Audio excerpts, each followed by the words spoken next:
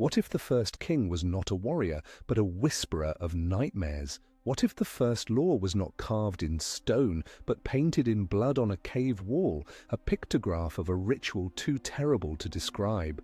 In the shadows of the Drakensberg Mountains there are images 10,000 years older than the first pharaoh, depicting humans not hunting mammoths, but locked in combat with beings science has no name for. This is where our story begins, not with the dawn of reason, but with the high noon of terror. This is the story of a power so ancient it predates gods and demons, a power that has whispered in the ears of chiefs and presidents, a power that has built empires on foundations of bone and brought them crashing down in storms of madness. The story of shamanism. But not the kind you read about in books, not the gentle healer with his herbs and chants. We speak of the first technology of control born in the blood-soaked earth of Africa. The earliest shamans were not spiritual guides. They were neurologists of the soul, masters of the human nervous system. They knew which mushroom opened the gates of heaven and which root opened the gates of hell. They understood that the line between ecstasy and agony is a razor's edge, and they learned to dance upon it. Their laboratory was the human mind. Their instruments were fear, pain, and psychoactive plants. They were the first to map the dark continents of consciousness. Imagine a small clan huddled together against the crushing darkness of a prehistoric night. The saber-tooth is not the greatest fear. The greatest fear is the man who sits by the fire, his eyes reflecting something other than the flames, the one who claims to have walked in the land of the dead and returned. The one who can make you see your worst fears with a pinch of powdered bark, or promise you an eternity of torment with a whispered curse. Who would you obey? The man with the strongest arm, or the man who holds the keys to your sanity? Before the crown, there was the mask. Before the scepter, there was the poison gourd. Archaeological digs across the continent unearth evidence that makes academics uncomfortable. Skulls with trepanation holes, not made with surgical precision, but clawed open. Skeletons of adolescents buried in ritualistic poses, their bones showing signs of extreme trauma sustained over a long period. These were not burials, they were invoices. The price of passage for a shaman in training, an initiation where the candidate was systematically broken, driven to the brink of death and madness, and then rebuilt. They were taught the language of pain, the grammar of terror. They learned that to control others, you must first completely annihilate yourself. You must die and be reborn, but the thing that comes back is not entirely human. It has seen too much on the other side. It has made promises to things that lurk in the shadows of reality, and those things always collect their debts. The power they wielded was terrifyingly practical. They could identify the alpha male in a rival tribe and craft a poison so subtle it mimicked a natural illness, decapitating the enemy's leadership without a single spear being thrown. They could induce mass hysteria before a battle, convincing their own warriors they were possessed by the spirits of lions, turning them into frenzied berserkers who felt no pain. They were the first spies, using altered states of consciousness to, as they claimed, travel unseen into the enemy's camp and learn their secrets. Was it real? Did they truly project their consciousness across the savannah? The question is irrelevant. Their people believed it. Their enemies believed it. And in a world ruled by belief, that is the only reality that matters. This was not a religion of comfort, it was a weapons system. It offered no salvation, no heavenly reward. It offered only power, power over the tribe, over the beasts, over the very fabric of fortune. And the struggle for this power was a silent, merciless war, fought not on battlefields but in the hidden spaces of the mind. Rival shamans would duel, not with clubs but with curses. They would send nightmares to each other's children, blight each other's crops with spiritual poisons, and turn the wild animals against one another. The loser wasn't just killed, his entire reality was unmade, his spirit supposedly devoured by the victor's familiar. It was a war of annihilation where the prize was the complete subjugation of the enemy's soul. This primordial knowledge, this dark science of the spirit, became the most valuable resource on the continent. It was a secret passed down from master to apprentice through rituals so brutal that many did not survive. It was a legacy of blood, a chain of forbidden wisdom stretching back into the mists of time. Each generation added its own discoveries, its own cruel innovations. They refined the poisons, perfected the methods of psychological manipulation, and catalogued the entities they met in their trance journeys. They created a living, breathing encyclopedia of terror, a roadmap to the darkest corners of human potential, a potential for absolute control, not just over the physical world, but over life and death itself. Could you look into the eyes of a person who claims to have dined with your ancestors and bartered with demons for your fate? Could you live in a world where a strange bird landing on your roof isn't just a bird, but a message, a verdict delivered by an unseen judge? This was the reality for our earliest ancestors. It was a world of suffocating paranoia, where every shadow held a threat, and every whisper could be a curse. The shaman was both the source of this fear and the only protection from it. He was the arsonist and the firefighter, the disease and the cure. A perfect system of control. This raw, untamed power could not remain disorganized for long. As tribes grew into kingdoms, this knowledge had to be institutionalized. It had to be contained, controlled, and weaponized on a larger scale. The lone sorcerer whispering by the fire was dangerous, but a brotherhood of them, united by a common oath and a shared library of horrors, was something else entirely. It was the birth of the secret society. These were not social clubs. They were the first intelligence agencies, the first special forces, the first organized crime syndicates in human history. They were the architects of nightmare, turning the art of personal terror into a science of social control. And what would you do if you had to choose between two evils? Would you rather face a visible enemy on the battlefield or an invisible one who can turn your own mind against you? Tell us in the comments what you fear more, the spear or the curse. Your choice reveals more than you think. These new organizations were terrifyingly efficient. They operated in the shadows, their members hidden in plain sight. A peaceful farmer by day could be a ritual assassin by night. The most infamous of these was the Leopard Society, a cult that spread like a cancer across West and Central Africa. Their creed was simple: absolute power through absolute fear. They did not seek to rule directly. They were the hidden hand that guided kings, the whisper in the dark that could topple a dynasty. Their agents were everywhere, their justice swift and theatrical. If a village chief defied their will, he would not simply be killed. His mutilated body would be found at dawn, clawed to pieces as if by a giant leopard, his heart missing. The message was clear: there are forces in this jungle older and stronger than any king, and they do not tolerate disobedience. To become a leopard man, an initiate had to undergo a transformation that was as much psychological as it was physical.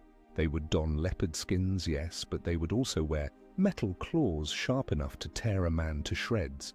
They would consume hallucinogenic concoctions that they believed connected them to the spirit of the leopard, making them faster, stronger, and utterly merciless. But the final test was the true horror. The society would demand a sacrifice, not an animal, not a stranger. To prove his loyalty, the candidate had to kill someone he loved, a wife, a child, a parent. This single act of ultimate betrayal severed all ties to his former life, to normal human morality. It burned away his soul, leaving behind only the cold, calculating predator. The jungle had new eyes, eyes that belonged to your neighbor, your friend, your brother. These societies were not just random gangs of killers. They had a structure, a hierarchy, a sophisticated system of communication using coded drumbeats and secret signals. They controlled trade routes, extorted tribute from villages, and served as mercenaries for ambitious chieftains. They were a shadow government with their own laws, their own courts, and their own executioners. Their power was based on a simple, brutal equation: the more public the atrocity, the more private the obedience. Colonial records from the 19th and 20th centuries are filled with panicked reports from district officers trying to combat this invisible empire. They would arrest suspected members, but witnesses would be too terrified to testify. They would disappear overnight, or their families would. The colonizers brought their own god and their own devil to Africa, not knowing that the local demons were much older and didn't read the Bible. The leopard society was not alone. In the swamps and rivers, the crocodile society practiced its own brand of terror. Members, disguised as crocodiles, would drag victims from their canoes, drowning them and performing ritual sacrifices on the riverbanks. In the savannas, the hyena men, often members of the blacksmith castes who were already feared for their ability to command fire and metal, would stalk travelers at night, their laughter echoing through the darkness before they attacked. Each society was a reflection of its environment, turning the most feared local predator into a symbol and a method of human control. It was a perfect form of psychological warfare. You are not just afraid of being murdered, you are afraid of being devoured by a monster from your own folklore, a monster who might be the man you shared a meal with yesterday. How did they maintain secrecy for centuries? Through a combination of brutal enforcement and genuine belief. Members were bound by blood oaths so terrifying that breaking them was considered a fate worse than death. They believed that if they betrayed the society, its shamans could kill them from a distance, wither their souls, and curse their bloodline for generations. But many also believed they were serving a higher purpose. They saw themselves as the true guardians of their people, the necessary evil that maintained order and protected sacred traditions from outsiders. They were the ruthless shepherds of a flock that had to be controlled through fear for its own good. It's the oldest justification of tyranny given a terrifying, supernatural twist. This web of secret societies created a landscape of paranoia. No one could be trusted. Every unusual event, a failed harvest, a sudden illness, a child lost in the woods, could be interpreted as the work of a rival society or a punishment from your own. It was a state of perpetual, low-grade warfare fought with poison, daggers, and curses. The colonizers, with their machine guns and legal codes, were utterly unprepared for this. They were fighting an enemy they couldn't see, an enemy for whom death was not the end, but merely a change of address. The European concept of law and order was a child's toy in a jungle where the ultimate arbiters of justice were men dressed in the skins of predators, carrying out sentences passed down from the spirit world. The true genius of these organizations was their adaptability. When the colonizers banned them, they went deeper underground. When their traditional power bases in the villages were eroded, they followed their people into the new, sprawling cities. They exchanged their leopard skins for business suits, but their methods remained the same. They infiltrated police forces, judiciaries, and political parties. The extortion rackets of the jungle became sophisticated protection schemes in the urban markets. The ritual killing to instill fear became the political assassination disguised as a random street crime. They proved that the lust for power and the terrifying methods used to acquire it can survive any change in scenery. But this focus on terror and control is only one side of the coin. It's the loudest, bloodiest chapter, but not the only one. For this ancient knowledge was not just a tool for murder and intimidation. In some remote corners of the continent, it was used to chart the heavens, to codify a view of the universe so complex and profound, it continues to baffle scientists to this day. Not all shamans were concerned with the petty squabbles of men. Some looked up, past the moon, past the sun, and fixed their gaze upon the stars.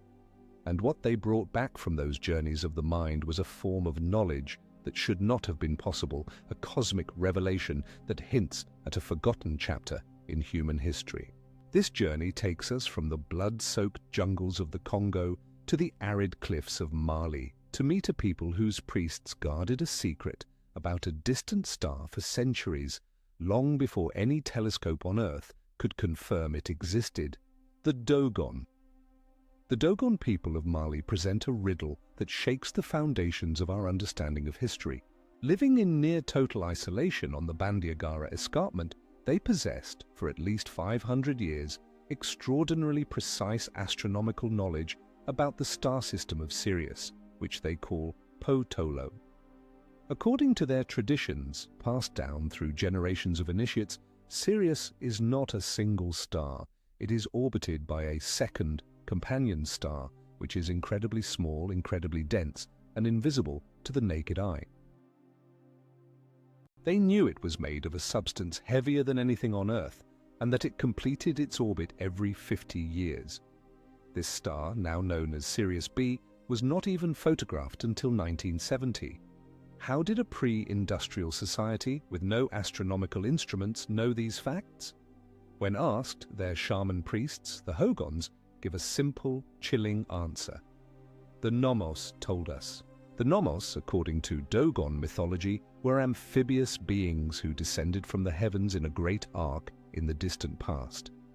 They were the civilizing heroes who brought the knowledge of agriculture, social order, and cosmology to humanity. They taught the Dogon the secrets of the universe, chief among them the nature of the Sirius system, their home. This story, which sounds like modern science fiction, is encoded in every aspect of Dogon life. Their sacred masks, their village layouts, and most importantly, their most secret and complex ritual, the Sigwi. Held only once every 60 years to align with the orbital period of Sirius B, the Siggi ceremony is a massive, multi-year affair that reenacts the creation of the universe and the coming of the Nomos. It is a living textbook of their cosmic knowledge. Skeptics have tried to dismiss this. They argue the Dogon learned it from a visiting anthropologist in the 1930s, or from Jesuit missionaries centuries before, but the evidence doesn't fit. The symbolism and the 60-year cycle of the Siggi are deeply embedded in their culture, appearing in artifacts dated long before any significant European contact, and their knowledge contains details that were not even known to Western science in the early 20th century. They also speak of a third star in the system and a planet orbiting it, something modern astronomers are only now beginning to investigate. Could it be a coincidence? A lucky guess of stunning proportions? Or is it possible that their shamanic traditions, their ability to journey into what they call the deep world, gave them access to a form of knowledge that transcends conventional means? What if the mind, pushed to its absolute limits, can actually perceive realities beyond the reach of our senses? This cosmic knowledge, however, did not save other great African civilizations from collapse. Consider the enigma of Great Zimbabwe, a magnificent stone city that flourished for centuries, dominating trade in southern Africa, only to be mysteriously abandoned in the 15th century.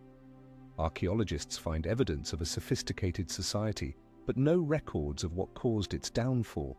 Local traditions, however, speak of a rift between the king and the city's powerful shamans. They say the shamans, the guardians of the spiritual health of the kingdom, warned the rulers that the land was being exhausted, that the balance had been broken. Their prophecies were ignored. In response, they conducted a great ritual, not to save the city, but to unmake it, to command its people to scatter to the winds, letting the stone walls return to nature. It's a chilling thought, that a civilization could be brought down not by an invading army, but by a collective act of will orchestrated by men who believed they spoke for the earth itself. The shaman, then, is a figure of terrifying duality. He can be a political assassin, a master of terror hiding in the jungle, but he can also be a custodian of cosmic secrets, a historian of a past that defies our timelines. He holds the knowledge of the poison dart and the knowledge of the orbit of a distant star. This duality suggests that the power itself is neutral. It is a current of pure potential. It can be used to kill, or it can be used to comprehend the universe. But it is always dangerous. The voltage is always lethal. Whether looking down into the abyss of human cruelty or up into the abyss of space, the shaman is always standing on the edge. To gain this knowledge, he must risk everything, including his sanity. This brings us to a crucial question. Is this knowledge a blessing or a curse? The Dogon possess a map of the heavens, yet for centuries they have lived a life of subsistence farming in a harsh environment. The shamans of Great Zimbabwe may have held the power to disperse a city, but they could not prevent the eventual colonization of their lands. The power seems to grant insight, but not control over destiny. It is as if the price for seeing the bigger picture is to become powerless within it. A recurring theme in African shamanism is that the deepest knowledge is profoundly alienating. The man who has truly walked in the spirit world can never be fully at home in the world of men again. He carries a weight that others cannot comprehend. And this weight, this burden of knowledge, is most keenly felt not in grand cosmological ceremonies, but in the most intimate and dangerous of rituals, the act of healing. For in many traditions, to heal another person, the shaman must first take the sickness into himself. He must journey into the spirit world, find the demon of the disease, and wrestle with it soul to soul. This is not a gentle, symbolic act. It is a brutal, exhausting fight for survival, a dance on the very edge of the abyss. For this, we must travel to the Kalahari Desert to witness the trance dance of the San people, one of the oldest and most perilous healing rituals on Earth. What do you suppose is the real source of such impossible knowledge? An ancient alien contact that left its mark, or the incredible, untapped power of the human mind itself? Let us know in the comments which theory you find more compelling: alien or human. The San people of the Kalahari, one of the oldest continuous cultures on the planet, do not have kings or chiefs. Their most respected figures are the healers, the shamans known as Xaosi, or owners of potency. Their power is not political, it is spiritual, and it is activated through one of the most physically and psychologically demanding rituals known to man, the trance dance. It begins at dusk. The women sit around the fire, clapping complex rhythms and singing the sacred medicine songs, their voices creating a pulsating, hypnotic wall of sound. The men, the healers, begin to dance around the fire. Their movements start simply, but grow more intense, more convulsive, as the hours wear on. They are not performing, they are fighting a war. Their goal is to awaken a spiritual energy they call En-Om, which lies dormant at the base of their spines. Through the exhausting dance, the rhythmic clapping and the power of the songs, they heat this energy until it boils and rises up their spinal cord to their brain. This process, which they call Kia, is excruciatingly painful. The dancers sweat profusely, their muscles cramp, and they often scream in agony. They describe the rising En-Om as a feeling of being pierced by 1,000 tiny, red-hot needles. When the energy reaches their head, it explodes, and they enter a state of trance, a heightened consciousness where they can see the spirit world that coexists with our own. This is the moment of truth. In this state, they believe they can see the sickness within a person, which they describe as invisible arrows of death shot by the spirits of the dead. The healer, now in a deep and dangerous trance, will lay his hands on the sick person and literally pull these arrows out, absorbing the sickness into his own body. He then lets out a terrifying shriek, casting the sickness out of himself and back into the darkness. This is not a game, it is a dance with death. Many healers have died during the trance, their hearts simply giving out from the extreme physical exertion. Others do not return from the spirit world intact. They may emerge permanently insane, their minds shattered by what they have witnessed. The San say that the world of the spirits is a place of great power and great danger, and to travel there is to risk being torn apart. What do they see? Their descriptions are fragmented, surreal.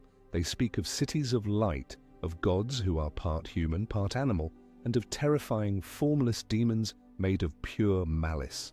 They are fighting not just for the health of a single person, but for the spiritual well-being of the entire community, pushing back the forces of darkness for one more night. Could you go through an initiation rite knowing there was no turning back, that madness or death were not just risks but likely outcomes? The Europeans who first encountered the San saw this ritual as nothing more than a pagan orgy, a devilish dance. They saw the convulsing bodies, the screams, the foam at the mouth, and they reacted with fear and revulsion. They did not understand they were witnessing an act of profound courage and self-sacrifice. They began a systematic campaign to exterminate the San, viewing them as little more than animals. This clash was not just about land or resources, it was a war between two realities. One reality, the European one, believed that sickness was caused by germs and could be cured by medicine. The other, the San reality, believed that sickness was a spiritual attack that could only be cured by a warrior who was willing to travel to another dimension and fight a demon on its own turf. The curse of the trance dance is its dual nature. It is a source of immense healing power, the central pillar of San society. But it is also a path to madness and death. Every man who chooses to become a healer knows that each dance could be his last. He is a tightrope walker, balanced between the world of the living and the world of the dead. He is a psychonaut, exploring the furthest reaches of consciousness without a safety net. This is shamanism in its purest, most primal form. Not a quest for power over others, but a desperate, heroic battle for the soul, fought on the dance floor under the cold desert stars. It is a reminder that the path to knowledge is often a path of suffering. This tradition, like so many others, is now on the brink of extinction. The pressures of the modern world, the loss of their ancestral lands, and the influence of Christian missionaries have all but silenced the medicine songs. The young generation is losing interest in the old ways. Why endure the agony of the trance dance when you can go to a clinic for an antibiotic? But something profound is being lost. Not just a ritual, but a unique form of human potential, a different way of knowing the world, a way that understands that healing is not a transaction, but a sacrifice, a way that knows that to save another, you must be willing to walk through fire yourself. The tragedy of the San is a microcosm of a larger story. What happens when this deeply rooted, intensely personal spiritual power collodes with a brutal, impersonal force of global change? What happens when the shaman, the healer, the guardian of his people's soul, is himself captured, shackled, and thrown into the belly of a ship destined for a world he cannot imagine? The spirits and the knowledge they carry do not simply vanish. They cross the ocean too. They fester in the darkness of the slavehold. They mutate in the crucible of suffering and rage, and they are reborn on the other side as something new, something terrifying, a magic of desperation, a weapon of the enslaved, a religion of rage and blood known to the world as voodoo. Imagine being torn from your home, your family, your world. Imagine being chained in the suffocating darkness of a ship's hold for months, surrounded by death and despair. Your gods, your ancestors, your spirits seem to have abandoned you. This was the reality for millions of Africans during the transatlantic slave trade. They arrived in the New World, Haiti, Brazil, Cuba, the American South, stripped of everything but their memories. Their languages were forbidden, their religions were outlawed. They were forced, under penalty of torture or death, to adopt the religion of their masters, Christianity. But you cannot kill a god so easily. In secret, under the cover of night, in the sugarcane fields and the remote corners of the plantations, the old ways survived. The priests, sorcerers, and healers who had been captured along with their people began to piece together a new faith from the shattered remnants of the old. This new religion was a masterpiece of spiritual camouflage. The enslaved Africans saw that the Catholics worshipped a pantheon of saints, so they matched their own spirits, their lower, to the Catholic saints who most resembled them. Dambala, the great serpent spirit, was hidden behind the image of St. Patrick, who drove the snakes out of Ireland. Ogun, the spirit of war and iron, was disguised as St. James, the warrior saint. Azuli Frida, the spirit of love and beauty, was syncretized with the Virgin Mary. On the surface, they were praying to the Christian saints, a sight that pleased their masters, but in their hearts they were calling to their African gods, keeping the connection alive. This fusion of African spiritual traditions and Catholic iconography gave birth to voodoo. It was an act of supreme theological subversion. The very tools of their oppressors were turned into a shield for their own beliefs. But voodoo was more than just a secret religion. It became an instrument of resistance, a spiritual weapon in a war that could not be won with conventional means. The voodoo priests, the Hungans and Mambos, became the leaders of the slave communities. They provided healing, justice, and, most importantly, hope. But they also offered something else: vengeance.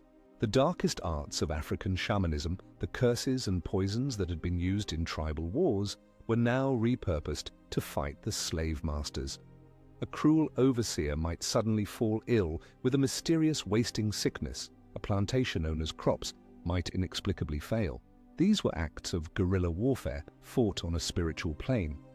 The ultimate expression of this power was the creation of the zombie, a creature that embodies the horror of slavery. A zombie is a person whose soul, or what voodoo practitioners call the Tibon Ange, has been stolen by a sorcerer. Their body is left to move and work, but without will, without memory, without a self. It is the perfect metaphor for a slave, a body without a person. Zombification was the ultimate punishment, reserved for those who betrayed the community. It was a warning: even in this hell, there are laws and we will enforce them. The ultimate fusion of voodoo and revolution occurred in 1791 in the French colony of Saint-Domingue, now known as Haiti. On a hot August night, a Hungan named Dutty Boukman presided over a secret ceremony at a place called Bois Cayman. In front of hundreds of runaway slaves, he sacrificed a black pig, and its blood was passed around for all to drink. Boukman then invoked the spirits of war and rage, calling on them to give the slaves the strength to rise up and slaughter their masters. That ceremony ignited the Haitian Revolution, the only successful slave revolt in human history. For over a decade, the enslaved armies, led by voodoo priests and inspired by their Loa, fought and defeated the armies of France, Spain, and Britain. They were outnumbered and outgunned, but they fought with a ferocity that terrified the European soldiers, who believed they were fighting an army of demons. In 1804, Haiti declared its independence, a black republic founded in the crucible of voodoo and blood. Magic had become a tool of liberation. The darkest rituals had given birth to freedom. The story of voodoo is a testament to the resilience of the human spirit and the adaptability of belief. It shows how a spiritual system can be transformed by historical circumstances, turning from a tool of internal social control into a weapon of external warfare. The desperation and rage of slavery supercharged the ancient African magic, creating a potent and volatile new form. It proved that you can chain a man's body, but you cannot chain his soul. And if you push people far enough, their gods will become gods of war, and their prayers will become curses. The Loa who crossed the ocean in chains were no longer just spirits of the river and forest. They were now spirits of revolution, hungry for justice and retribution. This revolutionary fire was not confined to Haiti. The spirit of magical resistance echoed across the Americas wherever African slaves were taken. In Brazil, it manifested as candomblé and umbanda. In Cuba, it became Santeria. Each system was a unique blend of different African traditions, Catholic saints, and indigenous American beliefs. But they all shared a common root: the memory of Africa and the will to survive. They created a secret, spiritual geography, a network of belief that connected the oppressed and gave them a source of power that their masters could not understand or control. This clash between the spiritual technologies of the oppressed and the industrial technologies of the oppressor would soon return to the mother continent. As the 19th century drew to a close, the European powers began the scramble for Africa, carving up the continent with rulers and rifles. The age of informal colonialism was over. The age of total conquest had begun. The Africans who resisted were faced with a terrible asymmetry of power: spears against machine guns, In this desperate situation, they turned to their last and most powerful weapon, the shaman. Across the continent, prophets and sorcerers rose up, promising their followers a magic that could defeat the white man. What followed was a series of brutal, tragic, and heroic wars, not just of armies, but of worldviews. It was a final, bloody attempt to see if magic could, in fact, stop a bullet. In 1905, in German-controlled Tanganyika, now Tanzania, a spirit medium named Kinjekitile Ngwale began to preach a new message of resistance. He claimed to be possessed by Hongo, a powerful snake spirit, and he declared that the ancestors had commanded all the tribes of the region to unite and drive out the German colonizers. The Germans, with their brutal policies of forced labor and punitive taxes, had created a cauldron of resentment. Kinjekitile provided the spark that would make it explode. His greatest weapon was not a gun but an idea. He created a sacred water, a magi, which he promised would turn German bullets into harmless drops of water. This single belief was enough to unite over 20 different ethnic groups, many of them traditional enemies, into a single, massive army. The Maji-Maji Rebellion had begun. The power of this idea cannot be overstated. It was a psychological masterstroke. It neutralized the single greatest advantage the Germans had, their superior firepower. For the African warriors, fear was removed from the equation. Tens of thousands sprinkled with Kinjekitile's Magi, armed with spears and old muskets, marched forward in human waves directly into the sights of German machine guns. The result was one of the most horrific slaughters in the history of colonial Africa. The water did not stop the bullets. The Maxim guns, which the local people called the Hesabu, or the counter because of their rhythmic sound, cut down warrior after warrior. Entire generations of men were wiped out in a matter of months. What would you do if you found out your success, your very life, was bought at the price of someone else's, sacrificed in a secret ritual? Would you accept it, or would you try to undo the past? The Germans responded with a scorched earth policy, burning villages and destroying crops, leading to a famine that killed hundreds of thousands more. Kinjekitile himself was captured and hanged early in the rebellion, but his message lived on. The war continued for 2 more years, fueled by a desperate, fanatic faith. The Maji-Maji Rebellion was a catastrophic military failure, but it was a spiritual success. It forged a new sense of national identity among the disparate tribes who had fought and died together. It was the birth of Tanzanian nationalism, baptized in blood and magical water. The shaman had failed as a military strategist, but he had succeeded as a prophet of unity. This was not an isolated incident. Across Africa, shamans and prophets led the last desperate stands against colonial conquest. In Sudan, the Mahdi, Muhammad Ahmad, a charismatic Islamic mystic, declared a holy war against the British and their Egyptian allies, creating a vast empire that lasted for over a decade. His warriors, the Ansar, believed he was the prophesied redeemer of Islam and fought with a suicidal bravery that stunned the British forces. In Zimbabwe, the spirit mediums of Nehanda Nyakasikana and Sekuru Kaguvi inspired the first Chimurenga, or War of Liberation, against Cecil Rhodes's British South Africa Company. They were eventually captured and executed, but they became the founding martyrs of the modern nation of Zimbabwe. Their story illustrates a powerful truth. You can kill the prophet, but you cannot kill the prophecy. These were wars of reality. The colonizers fought with the logic of industry, of logistics, of ballistics. The Africans fought with the logic of the spirit world, of ancestors, of sacred oaths. For the European soldier, the battlefield was a physical space. For the African warrior, it was a spiritual arena, and the shaman was his most important commander. The shaman would bless the weapons, identify spies through divination, and cast curses upon the enemy. He would promise invulnerability not just to bullets, but to the spiritual contamination of the foreign invaders. It was a clash between 2 fundamentally different ways of understanding the universe. And in the end, the machine gun proved to be a more effective tool for shaping reality than the magic potion. The tragedy of these wars is the tragedy of faith weaponized against technology. The shamans were not charlatans. They genuinely believed in their power, and their people genuinely believed in them.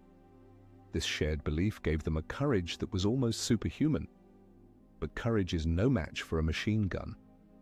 The failure of their magic to stop the bullets created a profound spiritual crisis across the continent. The old gods and the old ways had been tested on the ultimate battlefield, and they had been found wanting. For many, this was proof that the white man's god was stronger.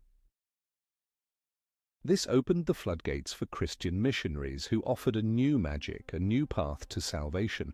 But the old ways did not simply die. They retreated, went underground, and waited. The shamanic wars of the late 19th and early 20th centuries were the end of an era. They were the last time that magic would openly challenge the power of the modern state on the battlefield. But the underlying power, the ancient knowledge of how to control minds and inspire fanatical devotion, did not disappear. It simply changed its form.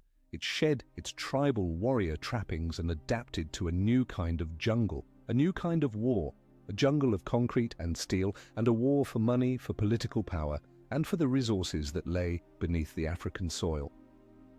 The shaman was about to get a corporate makeover. The age of the urban sorcerer had begun.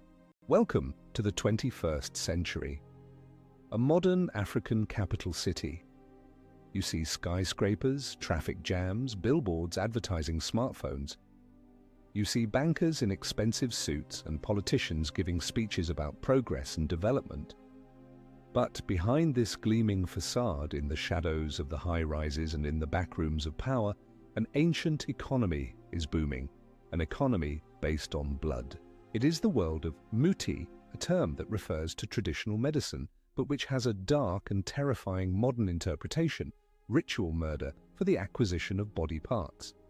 These body parts, eyes, tongues, genitals, hearts, are not used for healing. They are the raw materials for a new kind of magic, a magic for the age of capitalism and political corruption. Here is how it works. A businessman wants to secure a lucrative government contract. A politician wants to win an election. A pastor wants his church to attract more followers. They go to a powerful sorcerer, a sangoma or a marabout. The sorcerer tells them that to achieve their goal, they need a special kind of muti, a powerful charm, and the ingredients for this charm are not herbs or roots. The ingredients must come from a human being. The more powerful the desired outcome, the more vital the body part required. A tongue to make a politician's speeches more persuasive. Hands to ensure a business deal is signed. A head for ultimate power. The client pays a huge sum of money, and the sorcerer hires a team to harvest the necessary ingredients. They will target a vulnerable person, often a child, abduct them, and then mutilate and kill them in a ritualistic fashion. The body parts are delivered to the sorcerer, who prepares the charm. The client receives his amulet, and if his business deal succeeds or he wins the election, his belief in the power of muti is confirmed. He will be back for more. Police forces across the continent are faced with an epidemic of these killings. They find the mutilated bodies, but the trail almost always goes cold. Witnesses are too terrified to speak. They are not just afraid of the killers, they are afraid of the supernatural power the killers represent. They believe the sorcerer can strike them down from afar, that he can see them if they talk to the police. The investigations often hit a wall of silence, a wall built of ancient fear. And even when suspects are arrested, the masterminds, the wealthy and powerful clients who ordered the killing, are rarely brought to justice. They are protected by their money, their influence, and a deep-seated cultural belief that this is simply how power works. In the old days, they sacrificed to the gods for rain. Today, they sacrifice to the demons for a government contract. The modern urban shaman is a new breed. He is not a hermit living in a remote village. He is a savvy entrepreneur. He has an office, a business card, and a sliding scale of fees. He understands the anxieties and ambitions of the new African elite. He knows that the banker, for all his Western education, still fears the evil eye of a business rival. He knows that the politician, for all his talk of democracy, still believes that power flows not from the ballot box, but from the spirit world. The sorcerer has become a shadow consultant, a a dark spiritual advisor to the rich and powerful. He provides a supernatural edge in a brutally competitive world. His magic is no longer about community healing or tribal warfare. It is about personal gain. It is shamanism privatized and weaponized for the individual. This transformation reveals a chilling truth. The ancient rituals did not disappear with the arrival of modernity. They simply adapted to the new value system. In a world where money and power are the new gods, the old magic has found a new purpose. It has become a tool of a predatory form of capitalism and a cynical form of politics. The belief in the power of sacrificed body parts is not a fringe phenomenon. It permeates society from the highest levels to the lowest. Minibus taxi drivers will use muti to protect their vehicles from accidents and attract more passengers. Students will use it to pass exams. Thieves will use it to become invisible to the police. The ancient terror has democratized itself, becoming a consumer product for a society grappling with the violent uncertainties of rapid change. What does it say about human nature that in our modern, supposedly rational world, people will still kill a child for a business advantage? It says that the veneer of civilization is terrifyingly thin. It says that the primal belief in blood sacrifice, the idea that you can gain life and power by taking it from another, is still lodged deep in our collective psyche. The skyscrapers may grow taller, but the shadows they cast are long and dark, and in those shadows the oldest and most brutal rituals continue, unabated. The shaman has traded his leopard skin for a suit, but his hands are still stained with blood. This cynical, commercialized use of shamanic power for personal enrichment is grim enough, but what happens when this same power is put in the service of total, unrestrained warfare? What happens when a modern warlord, armed with Kalashnikovs and rocket-propelled grenades, decides to add the ancient technologies of terror to his arsenal? The result is a descent into a kind of hell that beggars description. A hell where child soldiers, their minds erased by brutal rituals, believe they are invincible. A hell where cannibalism is practiced not for survival, but to steal an enemy's strength. This is what happened in the brutal civil wars that tore apart countries like Sierra Leone, Liberia, and Uganda in the late 20th century. It was the ultimate weaponization of the abyss. If you had to choose a protector, would you trust a modern lawyer with his books and contracts or a traditional shaman with his connections to the spirit world? Your answer in the comments will show who you believe holds the real power. In the dense jungles of northern Uganda, a man named Joseph Kony, a former Catholic altar boy, proclaimed himself a prophet and the spokesman of the Holy Spirit. He formed a rebel group, the Lord's Resistance Army, with the stated aim of ruling Uganda according to the Ten Commandments. But the reality of the LRA was a vision of hell. Kony, a master of psychological manipulation, combined a garbled version of Christian mysticism with traditional Acholi spirit beliefs to create a terrifyingly effective system of control. He built his army not with volunteers, but with abducted children. Tens of thousands of children were kidnapped, forced to kill their own relatives to sever all ties with their past, and then initiated into the LRA through a series of brutal, mind-breaking rituals. Kony's shamans, his spirit controllers, were central to his power. They would anoint the child soldiers with special oils, supposedly making them immune to bullets. They would conduct bizarre rituals before battle, drawing crosses on the children's chests and foreheads, telling them that the Holy Spirit would guide the bullets away from them. These children, some as young as 6, were then sent into battle, often unarmed, convinced of their own invincibility. They were taught that they were fighting a holy war, and that their actions, no matter how brutal, were sanctioned by God. The magic wasn't in the oil. It was in the complete and total destruction of a child's personality, replacing it with the fanatical loyalty of a cult member. The horror was not confined to Uganda. In the civil wars of Liberia and Sierra Leone, fueled by the lust for blood diamonds, warlords employed their own armies of sorcerers. Commanders like General Butt Naked and General Mosquito supplemented their conventional military tactics with ritualistic terror. Before battle, They would sacrifice a child and eat their heart, believing it would grant them supernatural power. Their soldiers, many of them children pumped full of drugs, wore amulets and charms they believed made them invincible. They would often go into battle naked or wearing bizarre costumes like wedding dresses and fright wigs to create a terrifying, surreal spectacle. This was not just warfare. It was psychological theater designed to paralyze the enemy with fear before a single shot was fired. This is the most terrifying face of shamanism. It is what happens when the ancient knowledge of the mind is stripped of all its cultural and spiritual context and used for the sole purpose of creating perfect killing machines.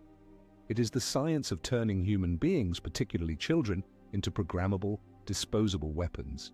The rituals used by Kony and other warlords were a dark mirror of the ancient initiation rites.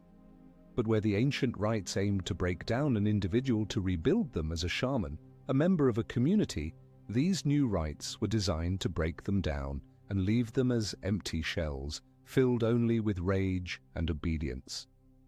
It is the ultimate perversion of the sacred. What kind of power is this? It is the power to convince a child to kill his own parents and feel no remorse. It is the power to make a man believe he can stop a bullet with a prayer. It is the power to erase the line between human and demon. The warlords who unleashed this power were not just fighting for territory or diamonds. They were fighting a war against reality itself, trying to reshape it into a nightmare of their own making. And for a time, in the forgotten jungles of Central and West Africa, they succeeded.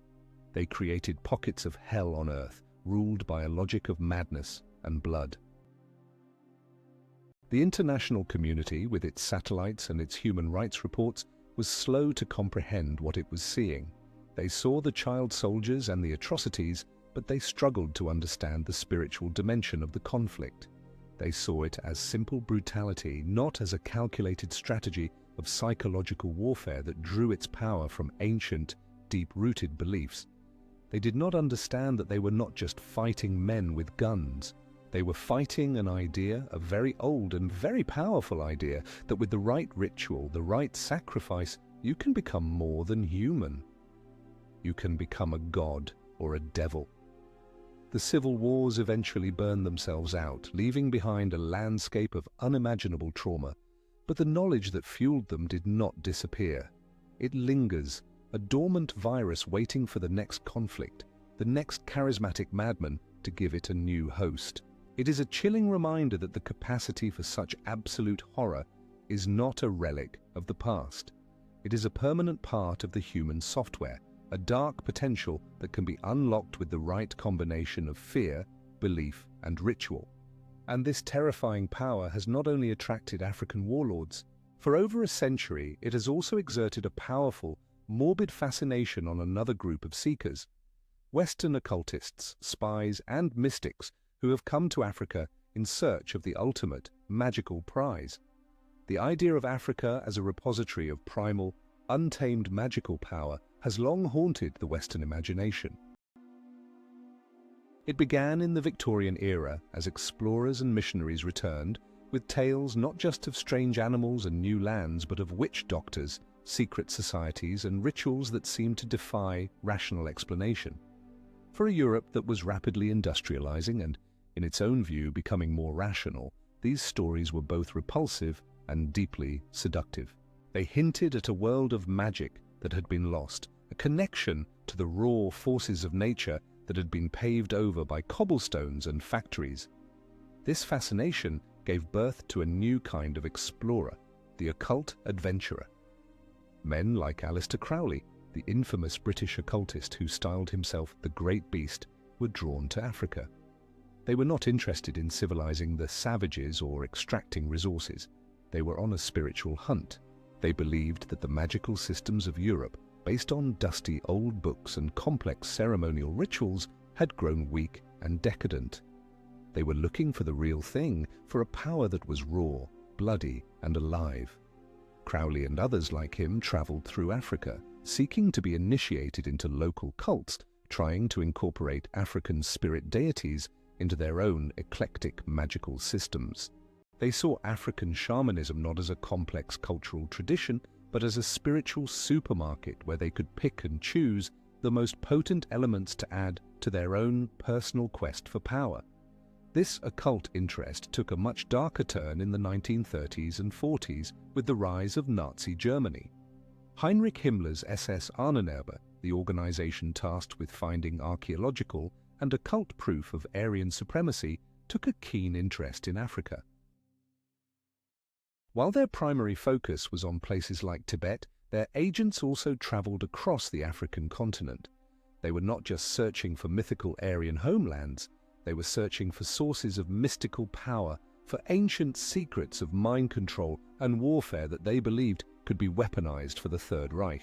They were hunting for the same shamanic technologies of terror that had been honed for centuries in the secret societies, believing they could be adapted to serve their own nightmarish ideology. It was a meeting of two different kinds of darkness, a colonial mysticism that sought to enslave not just the bodies of Africans, but their very souls. The end of the Second World War did not end this fascination.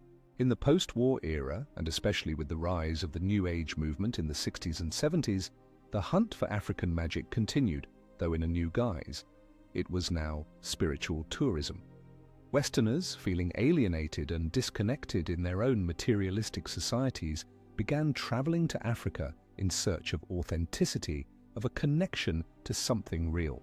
They would pay huge sums of money to self-proclaimed gurus and shamans, often in places like Mali, Togo, or Benin, to undergo initiation rites.